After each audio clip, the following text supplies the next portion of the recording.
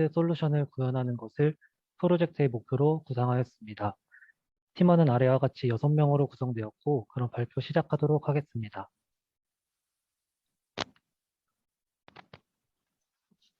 먼저 목차입니다.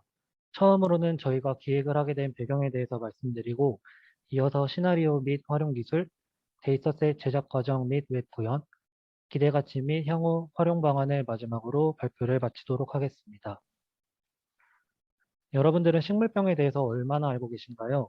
발표에 앞서서 두 가지 사건에 대해서 소개해 드리려 합니다. 첫 번째 사건은 벼에 나타난 깨시무늬병에 의해서 인도에서 약 200만 명 이상이 사망한 사건이 있었습니다. 벼는 우리가 먹는 주식이기 때문에 벼에 나타나는 병은 생활에 치명적일 수밖에 없고 그 결과 또한 많은 사망자를 배출하게 된 사건입니다. 두 번째 사건은 아일랜드에서 나타난 감자 역병입니다. 1845년에 발생한 이 감자 역병은 당시에 감자가 주식이었던 아일랜드 사람들에게 치명적이었고 그 결과로 100만 명 이상이 사망하고 150만 명 이상이 신대륙으로 이주하게 되는 결과를 가져오게 되었습니다. 이처럼 식물병은 단순한 수확량의 문제가 아니라 인간의 삶과 밀접하게 연관이 되어 있고 따라서 병의 발생 원인을 아는 것과 방지하는 법을 아는 것이 매우 중요해졌고 연구되기 시작하였습니다. 그렇다면 현재 우리나라에서는 이러한 식물병에 대해서 어떻게 대처하고 있을까요? 첫 번째 파트인 기획 배경입니다. 저희가 이 서비스를 기획하게 된 이유는 현재까지 출시된 스마트팜 모델들이 병해를 탐지하고 예방하는 기능을 하는 모델이 구현되어 있지 않기 때문이었습니다.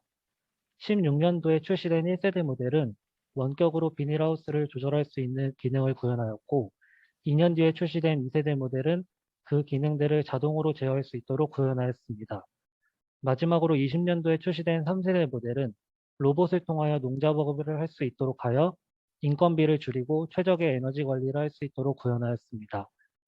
아직까지 출시된 모델들 중에서는 시설 내에 병해가 발생하였을 경우 이를 탐지하고 예방할 수 있도록 해주는 기능을 가진 모델은 출시되지 않았고 농업은 계속해서 병원과의 싸움을 이어가고 있습니다. 병원균 또한 변하는 방제법에 따라 서로 진화하며 공존하는 상황이기 때문에 시기에 맞게 방제법을 제공해주는 모델이 꼭 필요하다고 생각하여서 이 서비스를 기획하게 되었습니다. 다음은 대상 분류입니다. 작년 농림축산식품부의 발표에 따르면 현재 우리나라는 전체 103만 농가에서 스마트팜을 이용해 농업을 하고 있는 농가 수는 4만 2천 가구 정도라는 발표가 있었습니다. 따라서 저희는 두 가지 그룹으로 나누어 모든 그룹에게 사용이 가능한 서비스를 구현하기로 결정하였습니다. 첫 번째 그룹은 이미 스마트팜을 도입한 농가입니다. 현재 정부에서는 스마트팜 도입을 위하여 귀농을 하는 젊은 청년층에게 스마트팜 도입을 위한 많은 지원을 해주고 있습니다. 그들은 재배 환경에서 설치된 CCTV 이미지를 통하여서 실시간으로 병해를 탐지할 수 있고 매일마다 아침 저녁 시간에 발견된 병해들의 위치와 수 등을 알림받는 서비스를 받을 수 있습니다. 두 번째 그룹은 아직 스마트팜 도입을 하지 않은 농가입니다. 작년 통계청의 발표에 따르면 농업을 하는 인구의 63%는 40대에서 60대의 중장년층에 속해 있다는 발표가 있었습니다. 또한 최근 뉴스 기사에서 장년층들이 스마트팜을 도입을 하였을 때 그 기능들을 조작하는 방법 등이 어렵고 도입을 하는데 많은 비용이 필요하기 때문에 아직까지 많은 농가들이 스마트팜을 도입하지 않은 상황입니다. 그리고 최근 도시농업이나 텃밭을 가꾸는 등의 취미생활이 증가하고 있는데 이런 그룹에게는 간단하게 사진을 찍어서 어플을 통하여 이미지를 입력하면 해당 병의 병명과 방제법을 알려주는 알림 서비스를 제공할 수 있습니다. 다음은 선정 작물입니다. 저희는 서비스 개발을 하기 위한 작물로 딸기를 선정하였습니다. 딸기를 선정하게 된 근거는 현재 시설 재배를 하고 있는 과수 중에서 가장 많은 경영체가 운영하고 있는 작물이 딸기였기 때문이었습니다.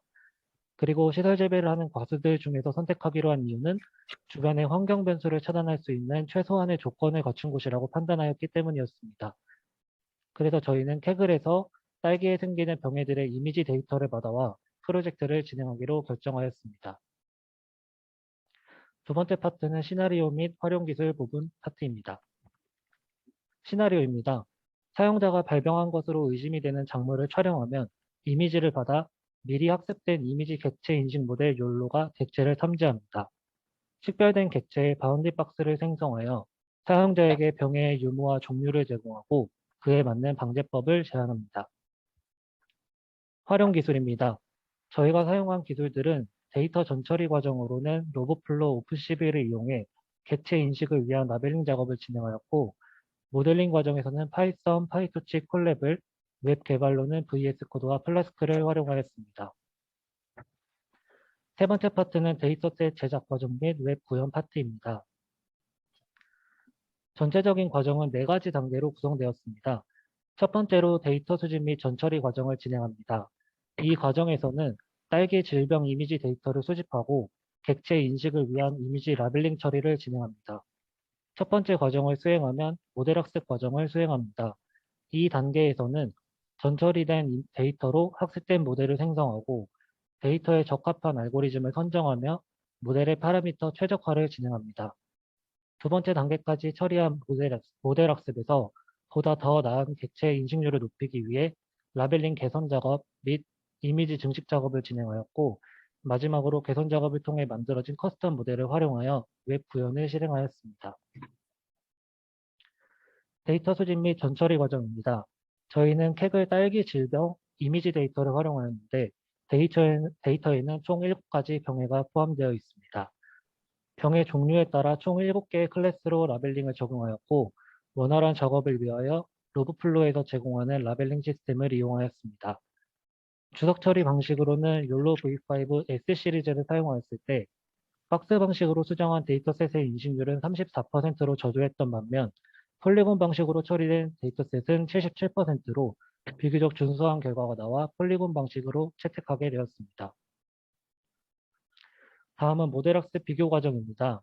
이미지 인식 알고리즘의 객체 탐지 방식은 크게 원스테이지 디텍터와 투스테이지 디텍터 방식으로 나눌 수 있습니다. 원스테이지 디텍터 방식은 정해진 위치와 정해진 크기의 객체를 인식하는 방식으로 대표적인 예로 욜로와 SSD 등이 있는데 저희는 그 중에서 비교적 최신 모델인 욜로 V5를 채택하였습니다.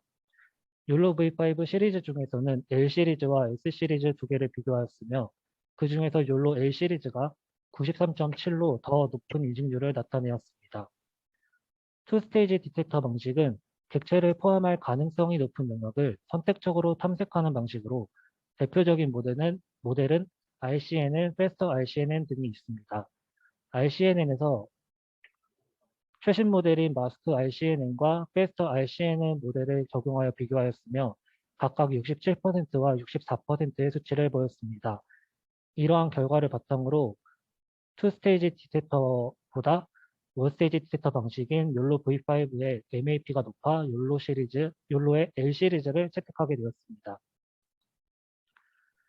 다음은 모델 구성 과정에 대한 영상입니다.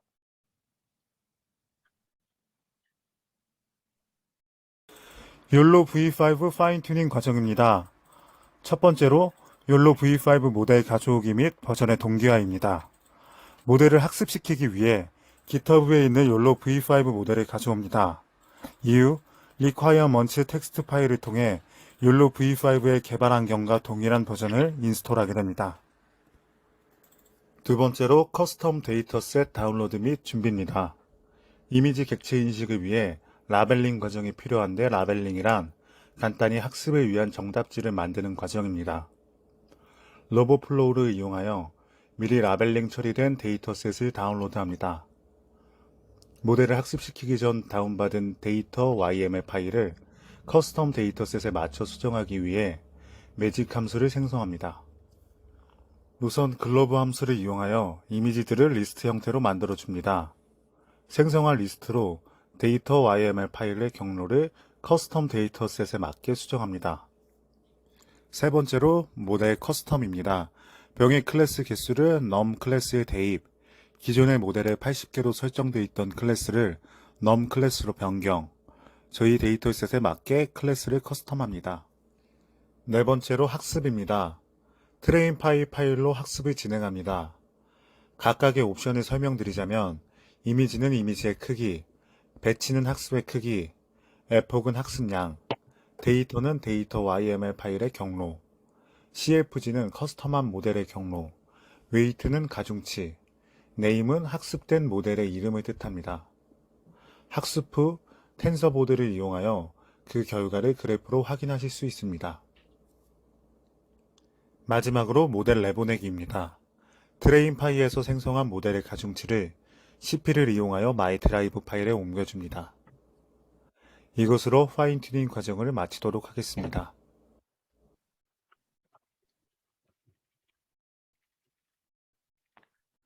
다음은 모델 성능 개선 과정에 대한 부분입니다.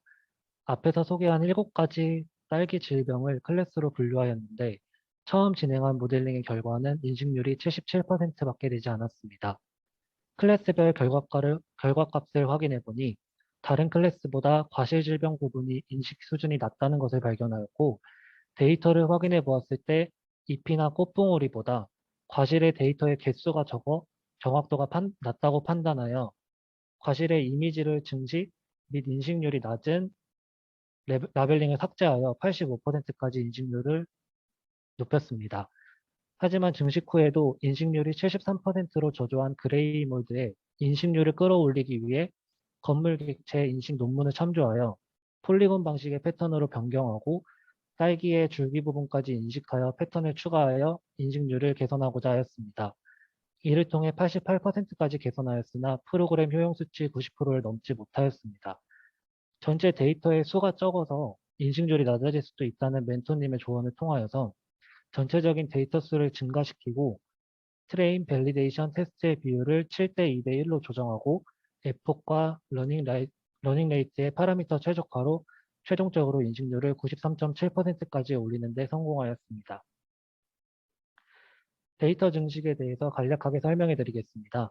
저희는 전체 데이터를 약 2배 증가시켜서 증식 전에는 이미지 데이터의 수가 5,120장이었으나 총 9,600장의 이미지 데이터를 활용하였습니다. 데이터를 증식한 방법으로는 상하 반전, 좌우 반전, 흐림 처리 등의 방식을 사용하여 데이터를 증식하였습니다. 다음으로 웹 구현입니다. 메인 화면에 병해가 의심되는 이미지 파일을 업로드하여 매치 버튼을 통하여 탐색을 요청하고 결과 화면을 통해 병해의 경우에 정상인지 아닌지를 판별해 줍니다. 그리고 아래에는 해당하는 병해의 명칭이 나오게 되고 대처 방안 확인하기 버튼을 통하여서 하이퍼링크로 방제법이 나와 있는 홈페이지로 이동하도록 구현하였습니다. 다음으로는 웹 구현 코드에 대해 말씀드리겠습니다. 우선 토치허브 로드 API를 사용하여 객체 탐지에 사용할 욜로 V5 모듈과 사전 학습시킨 모델을 호출합니다. 그 후 app.route에서 detect 사용자 함수를 이용합니다. 저희는 이 사용자 함수에 결과창으로 출력시켜야 할 요소들을 빈 리스트로 만들었고 입력받은 이미지를 탐지한 뒤 바운디 박스 처리된 이미지에서 박스 네임만 별도의 데이터로 선언하게 하였습니다. 이후 탐지를 완료해 바운디 박스 처리된 이미지를 설정해둔 경로에 저장시키고 바운디 박스의 유무, 즉 직전에 선언했던 데이터의 유무에 따라 이전에 요소화시킨 빈 리스트들의 출력할 내용들을 저장합니다. 끝으로 저장된 리스트들을 리조트 페이지에서 포문과 부트스트랩의 카드 디자인을 통해 외부로 출력시킬 수 있도록 만들었습니다. 다음은 웹 구현 시연 영상입니다.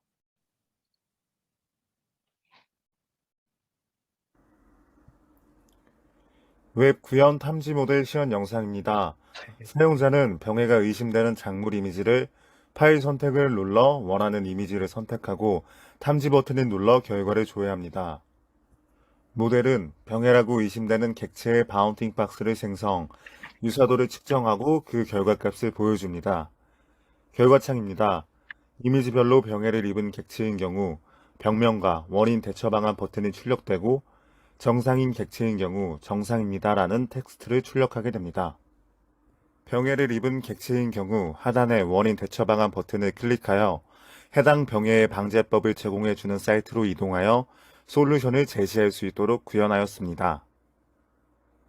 이상으로 영상 시연을 마치도록 하겠습니다.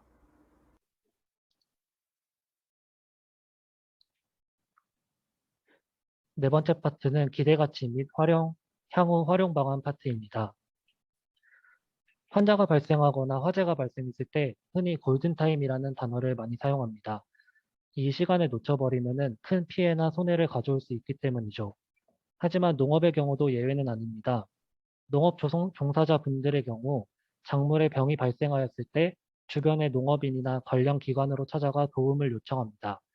하지만 확실하게 무슨 병인지 알기 위해서는 검사기관에 의뢰를 맡기게 되는 경우가 많고, 결과가 나올 때까지의 시간이 필요하고 그 사이에 병은 더 퍼지게 될 가능성이 높습니다.